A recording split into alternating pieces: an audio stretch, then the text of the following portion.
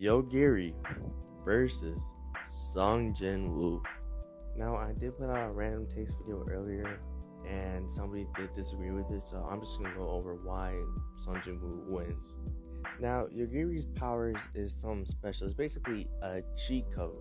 He has the ability to kill anybody he desires. So, if he wants you to be dead, you're dead. He also has powers along that line, but another one of his special powers is he has the ability, if somebody shows killing intent or wants to kill him, they're dead. It basically reflects onto them and then they die. Now, people use this as a win con for him against other characters in anime or fiction. And don't get me wrong, an instant death ability makes sense for a win con.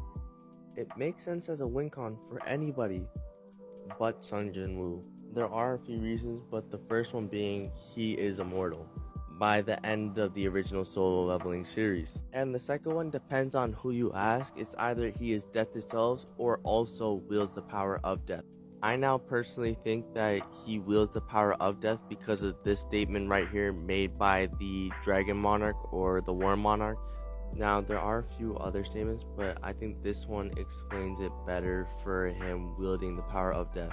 Now, if we go off the argument that he wields death instead of becoming death itself, then you would have to rely on Jin Woo's abilities and his shadow army.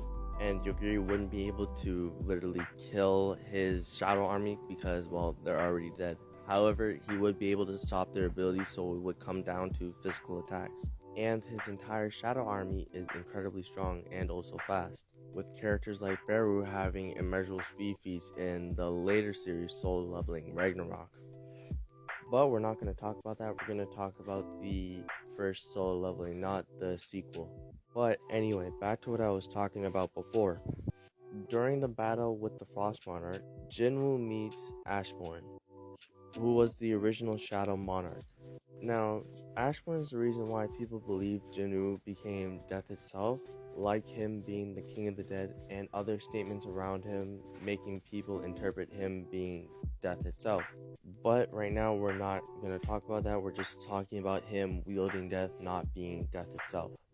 While meeting Ashbourne, he finds out that they are currently in their own domain, or his own domain. And his own domain is death. Now, people may argue that Yogiri can just destroy this ability of his, this domain of his, but we see this is a literal world later on, or a literal universe, that can hold beings even without Jin Woo just being there, right? So this wouldn't be an ability he just activates.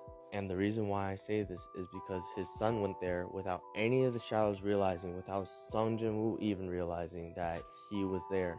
And this was his son as a baby. So inside his domain, he can do anything he sets his mind to. So he has this power to create or destroy the world, and it's an omnipotent power. And if you don't know what omnipotent means, it's an unlimited power or infinite power.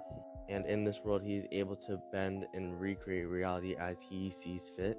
So if you were to get Yogiri into this world, he can just make it so he doesn't have these sets of powers. And right now, I'm not even getting into solo leveling Ragnarok, where there are other feats supporting this argument for Jin Woo, mostly because I haven't read it and I'm waiting for it to be turned into a manhwa. And also, I don't want to just take statements from other people that I do know. Although I do trust them, I want to give you guys statements that I have read myself and interpretations of my own.